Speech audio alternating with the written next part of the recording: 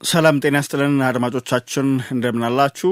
በማንቸስተር ሲቲ እና ሊቨርፑል መካከል በሚደረገው ጨዋታ ዙሪያ የተወሰኑ ሐሳቦችን እናነሳለን። አጋጣሚ በተወሰነ መልኩ ለማንቸስተር ሲቲ አሰልጣኝ ፔፕ ጓርዲዮላም የተለየ ትርጉም የሚሰጥ ነው። ምክንያቱም አንደኛ ጨዋታ የሚመራበት አጋጣሚ ስለሆነ በተወሰነ መልኩ ይለያል። ለዚያም ነው እሱም ከዚህ ጋር በተገናኘ ሐሳቡን ሲያነሳ የጣፍንታ ጉዳይ ሆኖ ደግሞ ይህ ጨዋታ ከሊቨርፑል ጋር ምናደርገው ሆነ የሚል አስተያየት ሰንዝሯል። በጨዋታው አሸናፊ ለመሆን የሚያበቁት ወሳኞቹ የእርስ በርስ ፍልሚያዎች የትኞቹ ይሆኑ? አሸናፊ ለመሆንስ ሁለቱ ቡድኖች ምን የተለየ ነገር ያደርጉ ይሆን? እነዚህ ጉዳዮች ላይ ሐሳቦችን እናነሳለን። ለቻናላችን አዲስ የሆናችሁ ቻናላችንን ሰብስክራይብ፣ ላይክ እና ሼር እንድታደርጉ በትህትና እንጠይቃለን። እነዚህ ሁለት ቡድኖች በፕሪሚየር ሊጉ ባለፉት ዓመታት ኃያላኖቹ ቡድኖች እንደሆኑ መናገር ይቻላል። ባለፉት 8 የፕሪሚየር ሊግ የዋንጫ ፍክክሮች ዋነኛው የመጨረሻ የዋንጫው ማረፊያ ቡድን ሆነው ያጠናቀቁት እነዚህ ሁለት ክለቦች ናቸው። ሲቲ 6 ጊዜ ፕሪሚየር ሊጉን ዋንጫ አንስቷል። ሊቨርፑል 2 ጊዜ ዋንጫውን አንስቷል። ስለዚህ ታሪካዊ ተቀናቃኞች ናቸው፣ የቅርብ ጊዜ የፕሪሚየር ሊጉ ተፎካካሪዎች ናቸው ብለን መናገር እንችላለን ስለ እነዚህ ሁለት ቡድኖች። ሲቲና ሊቨርፑል በኤቲሃድ በሚያደርጉት ጨዋታ ምንም የተለየ የሚወሰን ነገር ላይኖር ይችላል። ነገር ግን በዚህ የውድድር ዘመን በፕሪሚየር ሊግ የዋንጫ ፍክክር ውስጥ መቆየት ስለማቻላቸው ፍንጭ የሚሰጣቸው ውጤት ነው የሚሆነው። ምንም ይሁን ምን የጨዋታው ውጤት ከዚህ ቀደም በነበሩት የውድድር ዘመናት እነዚህ ሁለት ክለቦች በፕሪሚየር ሊጉ የዋንጫ ፍክክር ከፊት ቀድመው የሚመሩ ነበሩ። ሌሎች እነሱን ለመስተካከል ነበር ጥረት የሚያደርጉት። ዘንድሮ ግን አሁን ከመሪነት ሸሸት ብለዋል። አምና ካቻምና ባለፉት ዓመታት ሲከተል የነበረው አርሰናል አሁን ከፊት ተቀምጧል። ባለፉት ዓመታት ከአርሰናል ቀድመው ዋንጫ ያነሱት ሲቲና ሊቨርፑል ከኋላው ናቸው፣ ከመድፈኞቹ ኋላ ነው የሚገኙት። ስለዚህ አርሰናል አሳዳጅ፣ እነሱ ተሳዳጅ መሆናቸው ቀርቶ አሁን ተገልብጦ እነሱ ናቸው የአርሰናልን ውጤት እያሳደዱ የሚገኙት። የሚኬል አርቴታ ቡድን ትናንትና ነጥብ ባይጥል ኖሮ ምናልባትም ይህን ጨዋታ ከማድረጋቸው በፊት ከፔፕ ጓርዲዮላ ጋር የሚኖራቸው የነጥብ ልዩነት የ9 ከአርነ ስሎት ቡድን ጋር የሚኖረው የነጥብ ልዩነት የ10 ይሆን ነበር። ግን 2-2 ከሰንደርላንድ ጋር አርሰናል መለያየቱና ነጥብ መጣሉ ልዩነቱ እንዲጠብ አድርጎታል። አንድም አይካደው ሀቅ ባለፉት ዓመታት ባለፉት የውድድር ዘመናት የፕሪሚየር ሊግ አሸናፊ ለመሆን የሚያስችሉ ልዩነቶች በጣም ጠበዋል። አሁን ማርጅኑ በጣም ጠባብ ነው። ጥቃቅን የሚመስሉ ነገሮች ልዩነት ሲፈጥሩ የምንመለከትባቸው አጋጣሚዎች አሉ። ስለዚህ በዚህ ጨዋታ የሚሸነፉ ቡድን አሸናፊና ተሸናፊ ካለ ነጥብ ተጋርተው ማያወጡ ከሆነ የሚሸነፈው ቡድን በተወሰነ መልኩ የሚቆጭበት ነው የሚሆነው። በእርግጥ ገና የውድድር ዘመኑ 11ኛ ሳምንት ላይ ነው የሚገኘው። በዚህ ምዕራፍ እስከ ዛሬ ድረስ የዋንጫው አሸናፊ ተለይቶ አይታወቅም። ቢሆንም ግን በዚህ ምዕራፍ ልዩነት ከሰፋ በኋላ ማጥበብ ከባድ ይሆናል። ለማንቸስተር ሲቲና ለሊቨርፑል መልካሙ ነገር አሁን እያንሰራሩ የውድድር ዘመኑን ጉዟቸውን በአዲስ መልክ እየጀመሩ ያሉበት ጊዜ ምዕራፍ መምሰሉ ነው። በእርግጥ ትላንትናም አርሰናል 94ኛው ደቂቃ ላይ ጎል ተቆጥሮበት ከሰንደርላንድ ጋር ባደረገው ጨዋታ ነጥብ ባይጥል ኖሮ በመካከላቸው ያለው ልዩነት ሰፊ ሆኖ ይቀጥል ነበር እና የሚስተካከል ነገር ከሌለ ያሰጋ ነበር። አሁን ግን ተስፋ አላቸው። በዚህ የውድድር ዘመን ምዕራፍ የትኛውንም ቡድን ከዋንጫ ፍክክር ውጪ ነው ማለት አይቻልም። በተለይ ደግሞ እንደ ማንቸስተር ሲቲና ሊቨርፑል አይነት ቡድኖች ከዋንጫ ፍክክር ውጪ ናቸው ሊባል አይችልም ጨርሶ።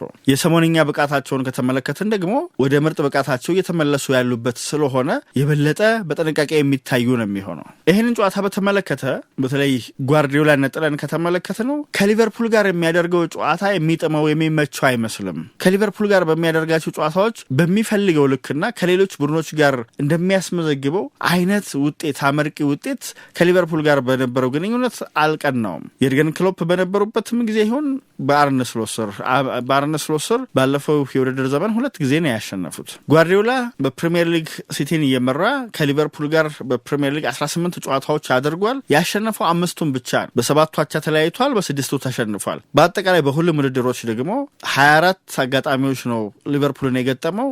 በ6 አጋጣሚ ብቻ ነው ማሸነፍ የቻለው። በ8ቱ አቻ ተለያይቷል፣ በ10 ጨዋታዎች ተሸንፏል እና ጓርዲዮላ የሚመርጠው አይነት ተጋጣሚ አይደለም ሊቨርፑል።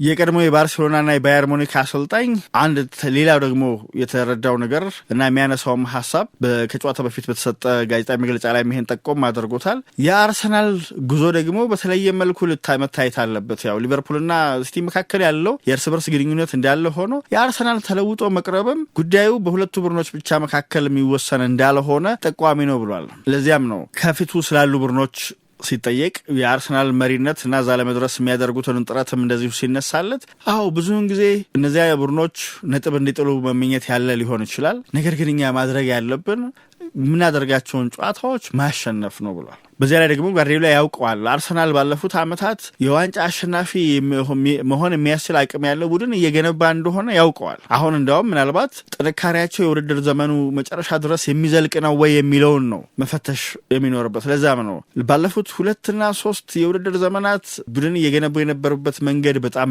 ድንቅ ነው። አርሰናል አሸናፊ ወደሚሆንበት ደረጃ መጥቷል። ያለፉት 2-3 የውድድር ዘመናት ጉዞዎቹ ድንቅ ነበሩ። ነገር ግን ይህንን የውድድር ዘመን በተመለከተ በጥቅምትና በህዳር የዋንጫ አሸናፊ አይኮንም። ምናልባት እስከ ህዳር መጥፎ ውጤት ያስመዘገበ ቡድን የዋንጫ ድሉን ሊያመክን ይችል ይሆናል። ነገር ግን የትኛውም ድንቅ ጉዞ ያደረገ ቡድን በህዳር የዋንጫ አሸናፊ መሆኑን ሊያረጋግጥ አይችልም ብሏል። ይህንን በጣም አውቃለሁ፣ ምክንያቱም ነገሮች በፍጥነት እንደሚለዋወጡ በእግር ኳሱና በሊጉ አውቃለሁ። ከሳምንታት በፊት ስለ ሊቨርፑል ስታወሩ የነበረውን መለስ ብላችሁ አስታውሱ ብሏል። ከጋዜጠኞች ጋር በነበረው ቆይታ በጣም ችግር ውስጥ መግባቱን ነበር ሲነገር የነበረው። ተከታታይ ጨዋታዎችን ካሸነፈ በኋላ ደግሞ ተመልሰዋል የሚል ደግሞ አስተያየት ይደመጥ ጀመር እና አሰልጣኞቹ ይሄንን ይገነዘቡታል፣ አውዱን በደንብ ያጤኑታል። በዚህ የውድድር ዘመን ምዕራፍ አሸናፊ የሆነም የለም፣ ከዋንጫ ፍክክሩም ይወጣ የለም፣ ገና ብዙ ምዕራፍ ይቀራል ብሏል ፔፕ ጓርዲዮላ።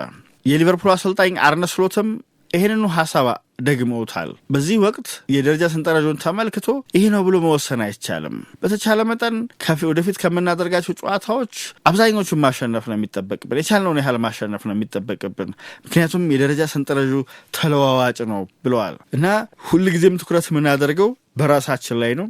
ጨዋታችንን ካስተካከልን ተጋጣሚዎቻችን የትኛውንም አይነት ጉዞ ቢያደርጉ ብዙ አያስጨንቀንም ብለዋል። ከሲቲ ጋር የምናደርገው ጨዋታ አንድ ራሱን የቻለ ጨዋታ ነው። በሜዳቸው የምናደርገው ጨዋታ ነው። ስለዚህ የተለየ ፈተና የምንጠብቅበት ጨዋታ ነው፣ ግን ለማሸነፍ ወደ ሜዳ እንገባለን ብለዋል። በእርግጥ የስሎት ቡድን ብዙ ማስተካከያዎች ያደርጓል። የፕሪሚየር ሊጉ ዋንጫ አሸናፊ ያደረጋቸውን የአማካይ ክፍል ጥምረት መልሰው ያመጡ ይመስላል። ሪያን ግራቨንበርግ፣ አሌክሲስ መካሊስተር እና ዶሚኒክ ዞበርዞ ላይ በጋራ ተሰልፈው ተጫውተዋል። አስቶን ቪላን በገጠሙበት ጨዋታ እንደዚሁ አይተናቸዋል። በሪያል ማድሪድም በገጠሙበት ጨዋታ ያንን ተመልክተናል። ሶቦዝ ላይ ድንቅ ብቃት ላይ መሆኑን ተመልክተናል። ልዩነት ፈጣሪም ተጫዋች ሆኖ አይተናል። በዛሬው ጨዋታም ምናልባት ልዩነት ከሚፈጥሩ ተጫዋቾች መካከል ሊሆን ይችላል። ግን የቱ ጋ ነው ልዩነት የሚፈጠረው? ጨዋታውን ማሸነፍ የሚቻለው የቱ ጋ ነው የሚለው ገና በእርግጠኝነት መናገር አይቻልም። የአማካይ ክፍል ፍልሚያው ነው ወይስ የተጫዋቾች የግል ብቃት ነው የጨዋታውን አሸናፊ የሚወስነው የሚለውን በእርግጠኝነት አሁን መናገር ያስቸግራል። ሌላኛው ከዚህ ጨዋታ ጋር በተገናኘ የሚነሳው እና የሚጠበቀው ነገር ሃላንድ ከቫንዳይክ ጋር የሚያደርጉት ፍጥጫ ነው። ሃላንድ በጣም በድንቅ ወቅታዊ ብቃት ላይ እንደሚገኝ ይታወቃል። ለክለብና ለብሔራዊ ቡድን በዚህ የውድድር ዘመን ያስቆጠራቸውን ጎሎች ብዛት 27 አድርሷል። ይሄ ድንቅ ሪከርድ ነው። ነገር ግን ከሊቨርፑል ጋር በሚኖራቸው ግንኙነት ግን ብዙም ስኬታማ አይደለም። ከ2022 ወዲህ ሃላንድ ከቫንዳይክ በተቃራኒ ተሰልፈው 5 ጨዋታዎች ላይ በሊጉ ተሰልፏል። ነገር ግን በእነዚህ አጋጣሚዎች ሊቨርፑል አሸናፊ መሆን አልቻለም። በ3ቱ ተሸንፈዋል፣ በ2ቱ አቻን የተለያዩትና በዛሬው ጨዋታ ልዩነት ፈጣሪ ቀዳሚው ተጫዋች ለመሆን ጥረት የሚያደርጉበት ይሆናል። ሁለቱ ከዋክብት ቫንዳይክና ሃላንድ የሚፋጠጡበት ጓርዲዮላ ከአርነ ስሎት። እናም ሁለቱ ቡድኖች የማንሰራራት ሂደታቸው ምን አይነት መልክ እንዳለውና የት ደረጃ ላይ እንደሚገኝ የሚፈትሹበት ጨዋታ ይሆናል።